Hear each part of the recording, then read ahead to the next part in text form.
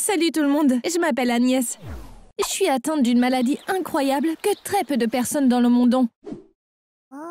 Quand vous saurez ce que c'est, je suis sûre que vous serez surpris et que vous souhaiterez sûrement l'avoir aussi. Mais attendez d'entendre toute l'histoire. Je suis sûre que vous allez changer d'avis. Car, comme vous allez le voir, ce n'est en aucun cas un cadeau précieux qui m'est offert. C'est une malédiction. Avant l'école primaire, j'étais toujours à la maison. Ma mère ne voulait pas me mettre à la maternelle ou à la crèche. Je voulais vraiment aller à la maternelle, parce que ma cousine Léonie y allait, et je voulais être comme elle. Mais même si je la suppliais, ma mère ne me laissait pas y aller. Je voyais rarement mon père, car il voyageait tout le temps pour son travail. Il n'était à la maison que quelques jours par mois. Une fois, quand il était là, je lui ai demandé « Papa, pourquoi je ne peux pas aller à la maternelle comme Léonie? Tu peux parler à maman? Je veux vraiment y aller. » Mon père a haussé les épaules. Je lui ai dit plusieurs fois, mais elle ne m'écoute pas. Elle dit que tu iras à l'école primaire. Ta mère est la personne la plus têtue du monde. Je suis désolée, mais je peux rien faire. Mon père était mon dernier espoir. Mais quand il m'a dit que je ne pourrais pas y aller, j'ai commencé à pleurer. Ma mère préparait le dîner dans la cuisine. Elle s'est précipitée vers moi quand elle m'a entendu pleurer. Elle a pris ma main et m'a emmenée dans ma chambre. Puis elle m'a dit « Ma chérie, ne pleure pas quand ton père est là. » Elle me disait toujours ça. J'étais si petite. Je ne pouvais pas penser à demander à ma mère « Pourquoi tu ne veux pas que je pleure quand papa est là ?» J'en ai découvert la raison bien des années plus tard. Ma mère a tenu sa promesse quand le moment est venu pour moi de commencer l'école. Bien sûr, elle voulait aussi que je commence mes études. Mais le premier jour, elle m'a dit et répété « Quoi qu'il arrive, ne pleure jamais à l'école. C'est très important. Tu comprends, Agnès ?» Même si je disais « Oui, maman » à chaque fois, elle me disait la même chose tous les jours. Quand je rentrais de l'école, elle me demandait « Chérie, tu as pleuré à l'école ?» Le matin, quand elle me déposait, elle disait « Pas de pleurs à l'école, quoi qu'il arrive. » L'obsession de ma mère pour mes pleurs à l'école a continué pendant des années. Plus grande, j'ai essayé de lui demander pourquoi elle était si préoccupée par ça. Maman me répondait « Tu es trop jeune, je te l'expliquerai quand tu seras un peu plus âgée. » Et elle ne disait rien d'autre. À l'époque, j'étais amoureuse d'un garçon à l'école qui s'appelait Brian. J'étais sûre que c'était réciproque, car il faisait plein de choses pour essayer d'attirer mon attention. Un jour, il faisait des tours de skateboard dans la cour de l'école pour m'impressionner. En même temps, il me regardait pour vérifier si je le regardais. Tout d'un coup, son skateboard s'est envolé de sous ses pieds et il est tombé violemment. J'ai tout de suite couru vers lui. Il avait tellement mal qu'il s'est mis à pleurer, sans se soucier du fait que j'étais à côté de lui. Il sanglotait incontrôlablement.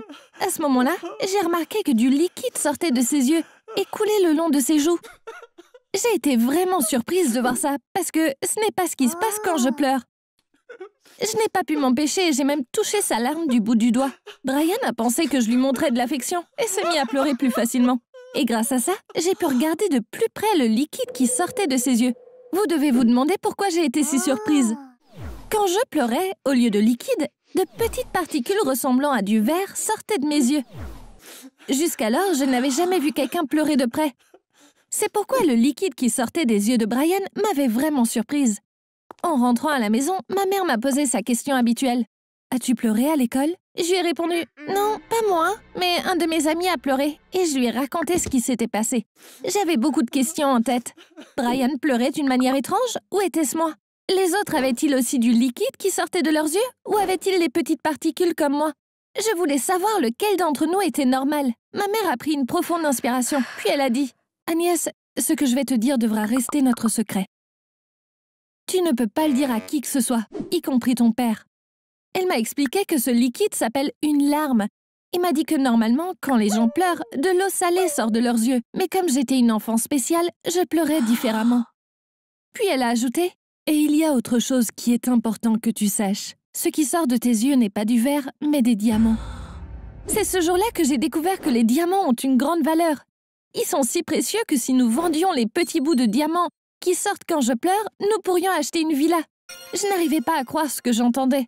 « Alors pourquoi on ne le fait pas ?» ai-je demandé. Ma mère a dit « Parce que si les gens découvrent que tu pleures des diamants, ça pourrait avoir des conséquences vraiment dangereuses. » « Quel genre de conséquences dangereuses ?» j'ai demandé et ma mère a dit d'une voix inquiète.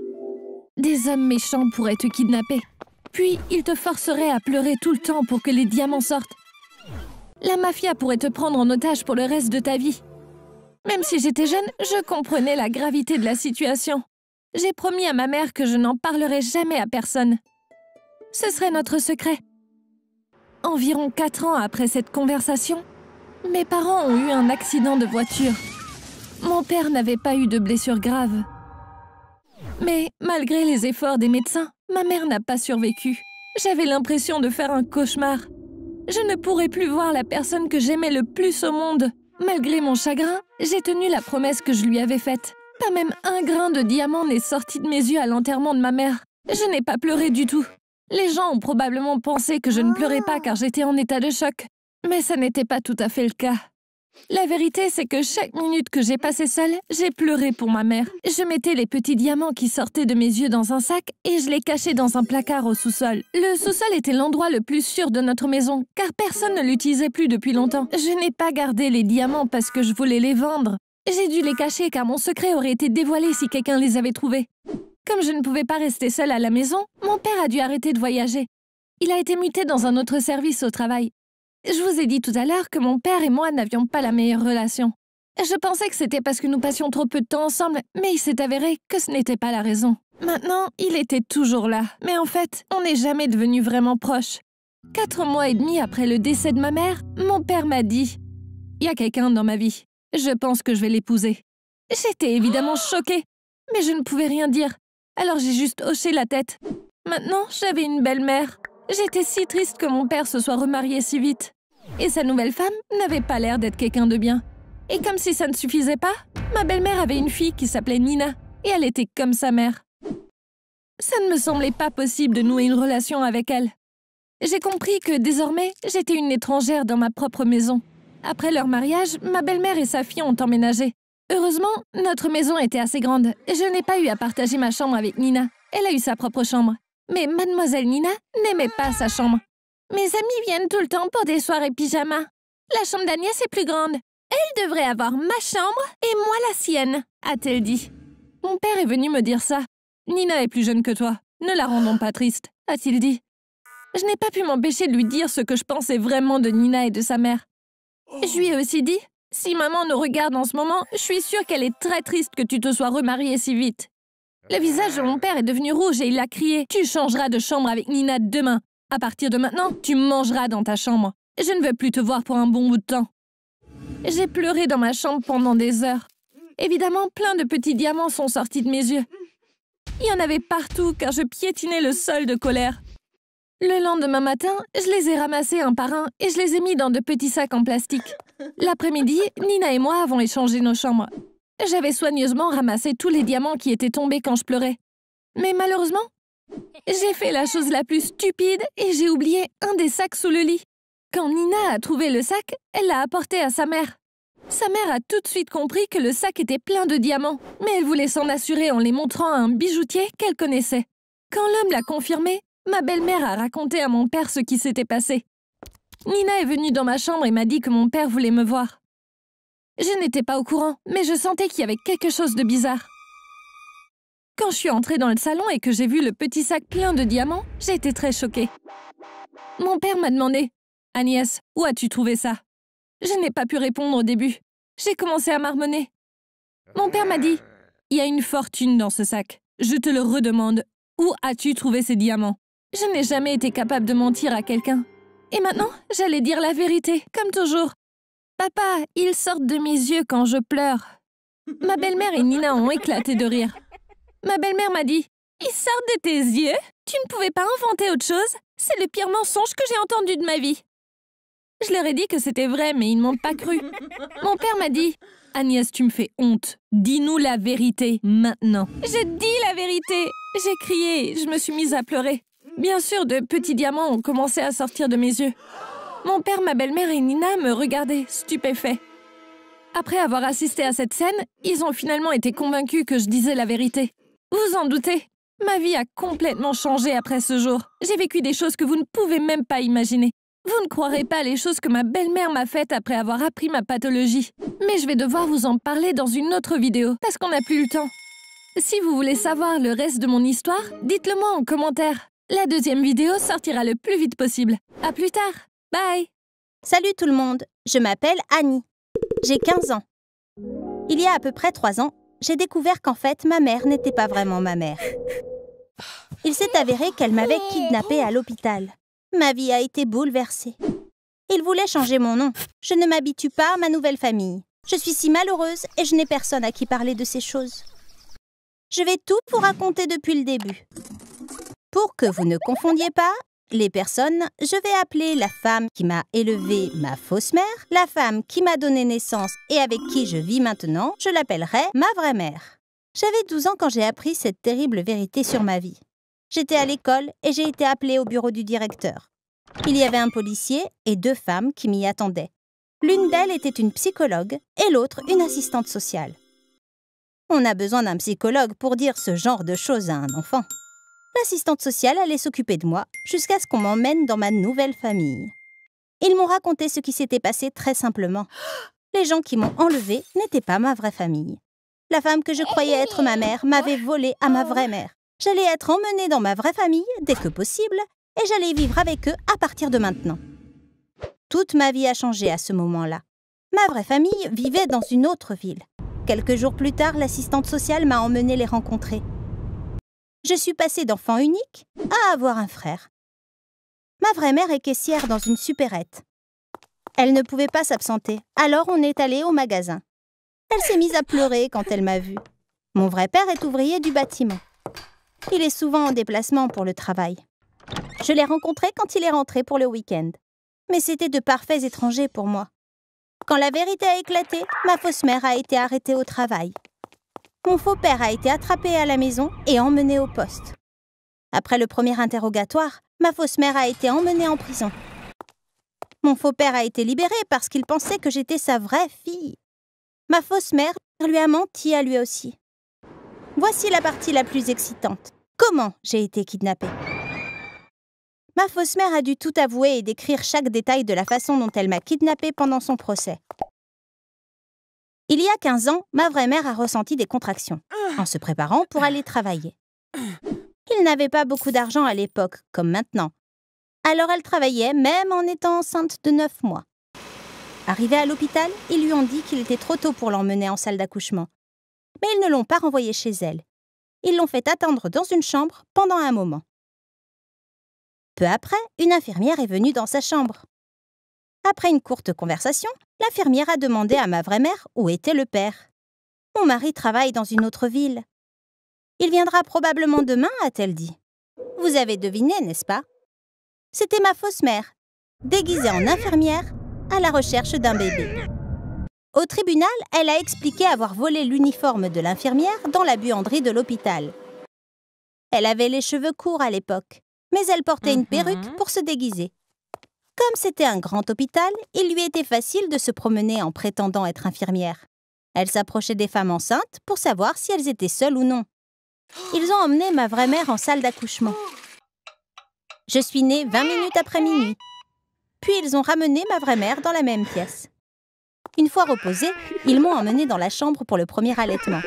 Une infirmière experte en allaitement a fait une brève explication à ma vraie mère. Puis, elle a laissé ma mère seule avec moi. Une demi-heure plus tard, ma fausse mère est venue, toujours vêtue de sa tenue d'infirmière. Elle a demandé à ma vraie mère si elle avait allaité le bébé. Ma vraie mère a dit qu'elle avait fait ce qu'elle pouvait. J'avais un bracelet d'identification au poignet. Ma fausse mère a dit « Elle va se faire vacciner. En attendant, pourquoi ne pas dormir un peu ?» Elle ne voulait pas que ma vraie mère se méfie. Comment l'appellerez-vous? Le bracelet ne porte que votre nom. Mettons aussi le nom du bébé sur le bracelet, a dit ma fausse mère. Ma vraie mère a dit qu'ils allaient m'appeler Carla. Ma fausse mère m'a prise et est partie. Elle avait caché un grand sac dans la salle de bain à proximité. Elle y est allée directement et m'a mise dans le sac, a jeté l'uniforme d'infirmière et la perruque, et est sortie de l'hôpital par la porte d'entrée. Je me suis mise à pleurer et à crier. Elle pensait attirer l'attention en prenant un taxi ou un bus. Alors elle a marché jusqu'à chez elle, ce qui a pris environ 5 ou 6 heures. Alors pourquoi ma fausse mère a-t-elle fait ça? Même si ça ne l'excuse pas, il y a une histoire tragique derrière ce qu'elle a fait. Ma fausse mère et mon faux père ne s'entendaient pas à l'époque. Mon faux père voulait divorcer. Ma fausse mère est tombée enceinte sans le vouloir, seulement pour sauver son mariage. Elle pensait que son mari ne la laisserait pas seule avec un bébé. Il s'est avéré qu'il l'a quand même quittée. Mais à cause de sa grossesse, il n'a pas demandé le divorce. Alors elle s'est réjouie, pensant, quand le bébé sera né, et qu'il le verra et le tiendra dans ses bras, il fondra et reviendra à la maison. Elle est allée à l'hôpital dès qu'elle a senti des contractions, mais le médecin a dit que le bébé n'était plus en vie. Elle était dévastée car elle avait le sentiment d'avoir perdu non seulement son bébé, mais aussi son mari. Dans cet état d'esprit, elle a imaginé le plan sournois de voler le bébé de quelqu'un d'autre et d'en faire le sien. Elle savait qu'elle ne pouvait pas le faire dans le même hôpital parce qu'il était trop petit. Au bout d'un moment, elle a commencé à visiter le plus grand hôpital de la ville, où elle m'a volé. Après m'avoir ramenée à la maison, elle a attendu quelques jours avant d'en parler. Finalement, elle a dit à sa mère, ma fausse grand-mère, puis à son mari, mon faux père, qu'elle avait accouché. De toute évidence, personne ne pensait que j'aurais pu être un bébé volé. Quand mon faux père m'a vue, il m'a tout de suite aimée. Et il est rentré à la maison et s'est remis avec ma fausse mère le lendemain. Je suis sûre que vous êtes curieux, même si mes sentiments sont mitigés. Je les aime, tous les deux. Ce sont eux qui m'ont élevée, m'ont donné le meilleur de tout et m'ont fait me sentir aimée tout le temps. Ma fausse mère est directrice des relations publiques et mon faux père est ingénieur. Tout allait très bien financièrement. On avait une belle maison et j'allais aller dans une super école privée. Mais le plus important, on était une famille heureuse. Nous avons de si beaux souvenirs ensemble. Mon faux père et ma fausse mère sont des personnes géniales. Ils me manquent tellement, ainsi que l'ancien temps. Ma vraie mère n'est pas à blâmer, bien sûr. Quelqu'un lui a volé son bébé. Elle a dû vivre avec cette douleur des années. Mais même si elle est ma vraie mère, elle reste une inconnue pour moi. J'essaie d'être gentille avec elle, mais je ne peux pas dire qu'on s'entend très bien. Quand on a commencé à vivre ensemble, elle m'appelait par le nom qu'elle m'avait donné. « Bonjour Carla !»« Comment ça va Carla ?»« Qu'est-ce que tu veux manger Carla ?» Au début, je ne disais rien. Mais je m'appelle Annie. J'aime mon nom et je ne veux absolument pas le changer. Finalement, j'ai dû le lui dire. J'ai dit « Je te comprends, mais je ne pense pas pouvoir m'habituer à un autre nom. » Elle était vraiment triste. « Je ne veux pas t'appeler par le nom qu'un kidnappeur t'a donné. »« Qu'allons-nous faire ?» demanda-t-elle. Elle avait raison. C'était encore un autre problème sans solution. On vit ensemble depuis 3 ans maintenant. Mon frère et mon vrai père m'appellent Annie. Mais ma vraie mère ne peut m'appeler que chérie ou mon cœur. Elle évite de dire mon nom. J'ai l'impression que nous venons de mondes différents. On est si différents que quand j'ai appris à les connaître, je ne pensais pas pouvoir être leur enfant. Mais ils avaient fait un test ADN pour le tribunal, qui a prouvé qu'ils sont en fait mes vrais parents. Attendez, je ne pense pas vous avoir dit comment tout ça s'est su. Cette partie de l'histoire est aussi un peu tragique. C'est la propre mère de ma fausse mère qui a dit la vérité à la police. Ma fausse mère et sa mère ne se sont jamais entendues. Honnêtement, je ne l'aime pas vraiment. Elle a toujours été sournoise. Un jour, quand j'étais bébé, elle est venue me voir et est tombée sur le bracelet d'identification de l'hôpital. Il y avait le nom de ma vraie mère dessus. Elle a trouvé ça suspect, mais n'a rien dit à l'époque. Elle est allée à l'hôpital et a fait des recherches pour savoir ce qui s'était passé. C'est ainsi qu'elle a appris que ma fausse mère avait perdu son bébé. Elle est si méchante qu'elle a gardé ça pour elle tout ce temps pour l'utiliser contre ma fausse mère. Ma fausse grand-mère était en maison de retraite depuis un certain temps et elle n'en était pas contente. Quand ma fausse mère est allée la voir, elle a dit qu'elle détestait cet endroit et lui a dit qu'elle voulait vivre avec elle. Mais ma fausse mère a refusé. Elles ont eu une énorme dispute. Et ma fausse grand-mère a appelé la police et leur a tout raconté pour se venger. Pour l'instant, je n'ai pas le droit de voir ma fausse famille. Ma fausse mère est en prison et elle y restera encore 4 ans. Ok, elle n'est pas ma mère biologique. Elle m'a kidnappée. Mais c'est elle qui m'a élevée. Elle me manque beaucoup. Et je suis sûre que je lui manque aussi. Je suis tellement confuse. Je ne ressens rien envers ma vraie maman et mon vrai papa. Je me sens mal de dire ça. Mais j'ai l'impression que j'avais une meilleure famille et une vie plus agréable grâce à ma fausse mère. J'aurais souhaité que la vérité ne soit jamais révélée. J'aimerais pouvoir revenir à ce que les choses étaient avant. Mais je ne peux rien y faire. Je dois me concentrer sur mon avenir. J'attends d'avoir 18 ans. Je vais quitter ma vraie famille dès que je le pourrai.